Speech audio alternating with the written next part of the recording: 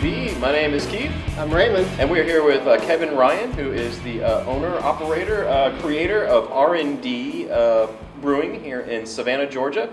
If you can kind of see behind us and some of the other footage you'll see, we are at the very early stages of this brewery being created here in the outskirts of Savannah, an industrial area. You might even hear some sawing, banging trains in the background as we talk. We're kind of doing this series with him. We're going to do some check-ins where we learn a little bit about this brewery. We might even, birth of a brewery, we might call it, because we are at the bare bones of Kevin's project. And maybe you want to tell us a little bit about how this came to be and where the idea for this started. Sure. Well, actually involved with a regional brewery that's starting up in Austin, Texas. And I got involved with that brewery because I wanted to start my own. And I figured the best way for me to learn how to get a brewery up and operational is to learn from their mistakes and then follow closely behind them and open up my own. As I continued to talk about this and my home brewing equipment started to grow outside of my kitchen without anywhere else to go, I decided I need to find some space. And talking to my next door neighbor, I found a space that was very suitable for a small batch brewery that I'm looking to establish. And so about a month and a half ago, I signed a lease on this space and began to demolish everything inside and start fresh. So I've got a great industrial look here. As you can see behind us, there's not a whole lot of anything left, but soon there will be stainless steel, there will be a table, a small bar for folks to taste the beers at, and I'm growing, I've planted hops in the back. I've got 2 honeybees in the back that will be producing honey for the beer. I'm also going to try and feed some of the spent grain from the home brew to the bees to see if we can influence the taste of the honey and maybe a more malty honey going into a nice honey wheat in the future. So you sound like you're a bit of an experimenter. Tell us a little bit about what you're thinking beer-wise. Well, so on the beer front, I've tried to never brew the same beer twice. Demands of friends and family have required me to brew some of the same beers twice. But I've tried to brew every style I can think of. I'm trying to use things that I find either in local dishes or find locally and think, wow, those would probably go really well in a beer. So an example is went out to Ossabaw Island, spent a 3-day weekend out there with a naturalist, learning all about the island, and got introduced to Yopon holly. Yopon holly is something that grows naturally in the southeast. You'll probably find it throughout Savannah as well as in anybody's yard. It's used quite often for landscaping. But it produces a great greenish tea. It's kind of like an yerba mate, high in antioxidants, highly caffeinated, and grows here.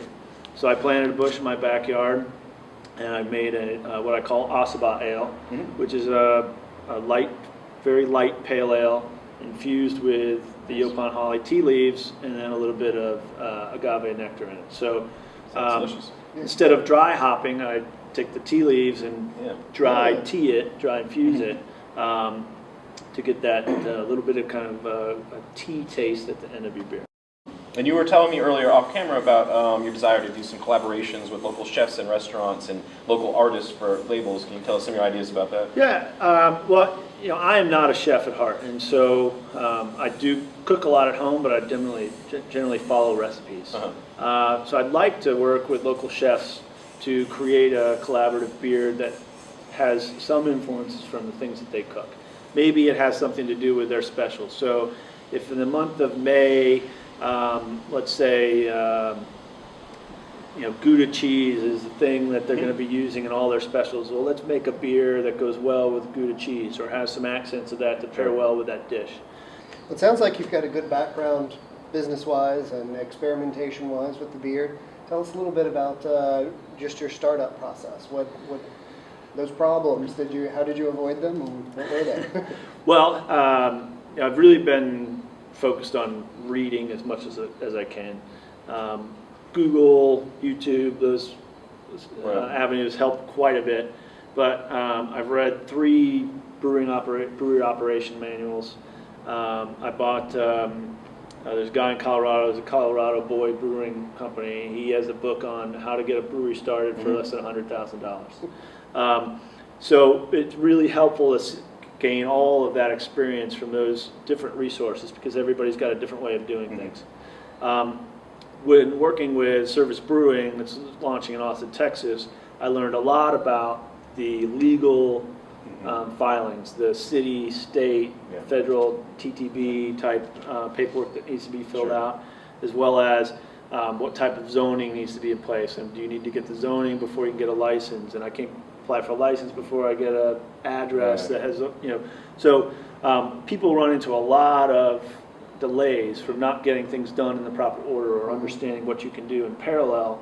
And so through that experience, I've been learning how to avoid all those Take pitfalls. one step at a time. Don't jump into the sexy beer making until you got all your ducks in a row. Right. But you also have to plan because for me, getting a 1 or 2 barrel system, I think anything these days with the craft brewing explosion, I think anything below 10 barrels these days you can find on the market pretty readily. Somebody's got a system that they've used up and they need to grow out of. But if you're opening up a larger brewery, if you're going bigger than 10 barrels, you've really got to plan ahead of time for the construction of that because those systems are not sitting around, and if they are, they're snapped up within 24, 48 hours of somebody saying they're out there. So with Service Brewing, we ordered our system in August, September of 2012, and we are still waiting on delivery of that system probably in mid-June. So there's that parallel planning process that you got to recognize that it's going to take 9 months to get your system delivered if you're getting a brand new system. Kevin, can you give us a walkthrough of how you envision the space looking in the future? Sure. So it's a very it's a basic rectangle shaped building, so I had a lot of opportunity to build the space in the way I wanted to build it. As you walk in the front door, on the left, there'll be a wall drywalled up with a chalkboard paint on it, and that'll be telling folks what's on tap, what's being brewed, what's being planned, when the next big event is. Trying to maintain an industrial look in the whole space because it used to be a welding shop. So keeping it pretty raw. We'll be painting every wall as well as the spray foam insulation on the roof, the nice kind of bone white color to brighten up the space. There'll be an office for me to do the unfortunate paperwork that needs to get done. But as you turn the corner, we're pouring a 12 by 12, 4-inch high concrete pad. Going to have a nice large table for seating in the middle of that concrete pad. I've got a old rusted out metal box. It looks like it used to be in a coal mine or some type of mining capacity. On top of on top of that will be a large single slab tabletop of poplar. Probably a 300-year-old slab of poplar that I found up in Greer, South Carolina. Local artist named Micah Royer is working on that wood for me. I'll also have a little bar coming off the wall, maybe 48, 52 inches tall, piece of black walnut that I got from the same place in Greer, South Carolina. And then after that, it's just going to be stainless steel, bright tanks fermenters, probably I'll definitely have 2 1-barrel brewing systems. One is a tippy system I got from More Beer, and another is a more manual 1-barrel system I got from Synergy Metalworks. And I've got 2 temperature-controlled fermenters from More Beer, and then I've got 2 other fermenters, which are just Glickman 1-barrel fermenters. So gonna have a lot. Gonna have the capability to have at least 4 beers going at a single time, and plan that they will all be highly sought after. We'll maybe check in a month or so. Hopefully we'll see some pretty stainless steel and see some beer in some form or another. It'll be outstanding. So. Hope is not a tactic, so we're going to have... Next time we're seeing beer. Absolutely. Excellent. So that sounds great. Yeah. Well, thanks for joining us today, and we'll be back again to check in. And once again, this is Keith. I'm Raymond. And we're here with Kevin Ryan, R&D Brewing, and thanks for tuning in to Brew Drink Run TV. Cheers.